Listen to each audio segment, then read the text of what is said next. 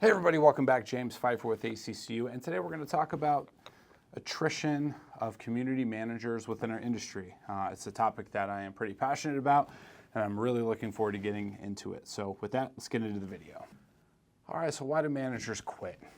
And we've all seen the issues like during COVID when a manager was holding more than one job with one company. We know who you are, and that was completely unacceptable. We're still mad about it, obviously, but that's the minority of the problem. The truth is there are much bigger and much sadder reasons that good managers leave. One of them, it's technology. Some managers who were fantastic in their day are struggling to keep up with how fast things have changed. Online portals, Zoom meetings, artificial intelligence tools, the constant push to adopt new technology can leave managers who were once the best in the business feeling lost, frustrated, and even embarrassed. Another big reason is choosing the wrong company. Some companies look amazing from the outside. They're multi-state, they're dominant, and they're secure. But once you're inside, you discover that there are layers of senior managers whose job it is to supposedly help, but in reality, their job is enforcing company policy on community managers, which are oftentimes in conflict with what the community and the board are actually looking for.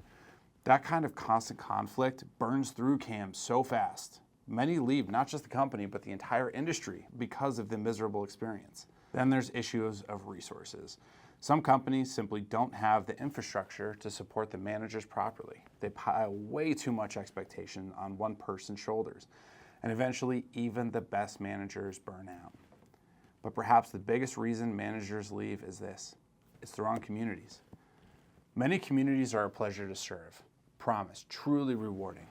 But there's always that one community, the one board member who thinks they're the world's gift to humanity. Everything they do or think is supposedly better than the manager. Their career experience is always far superior, and they seem to get fulfillment out of calling out failures, either in board meetings or through emails, really wherever they can. These folks don't want solutions, they want to feed their ego.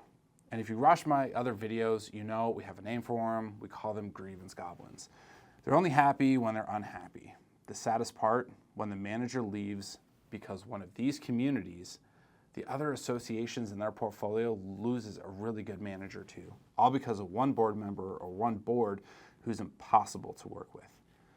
So we've talked about why managers leave, but let's talk about something even more important, which is what can we do to help solve the problem of manager attrition? Honestly, it comes down to one saying: bark less and wag more. So let me explain. First, appreciate your community manager. They're dealing with budgets and meetings and emergencies and projects and people, all to help keep your community running smoothly. Be kind in your dealings with them. Most of the time, your community manager is there to help solve the problem. They're not the cause of it, usually. Okay. Now let me tell you about one of the best communities that I've ever managed, and I promise you this comes from a long list. I call it GOTA. Early in my career, I had made a huge mistake, and the board was upset, and they let me know exactly what it was that I did wrong and why it was a problem. But here's the thing, they also gave me the opportunity to fix it. So I rolled up my sleeves and I got to work fixing the issue that I had created. And when I finally resolved it, they appreciated that I took responsibility for my error and they never brought it up again. Since then, that same board always expressed thanks, not just to me as their manager, but to each one of the staff members by name every year in their annual meeting. Not just recognizing the person, but what they do for the community.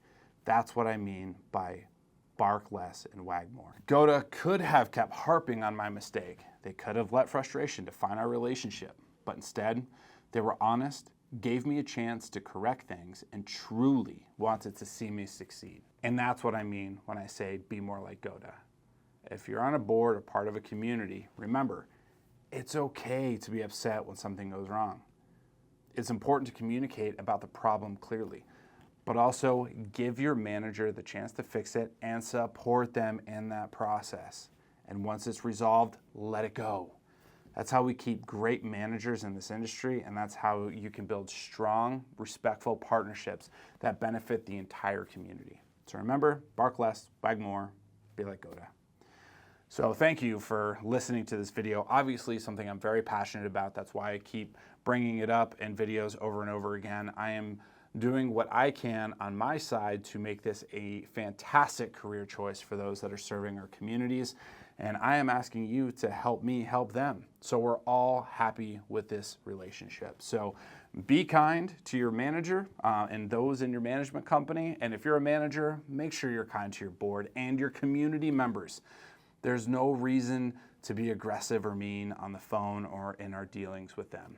They're there and they need help. We're there to help. So my name is James Phifer. I'm with ACCU. If you'd like to have a deeper conversation about this topic or anything else, I am always a resource to you. My phone number is 303-733-1121. And as always, until next time, I look forward to bringing you additional educational content. Look forward to seeing you then. Take care.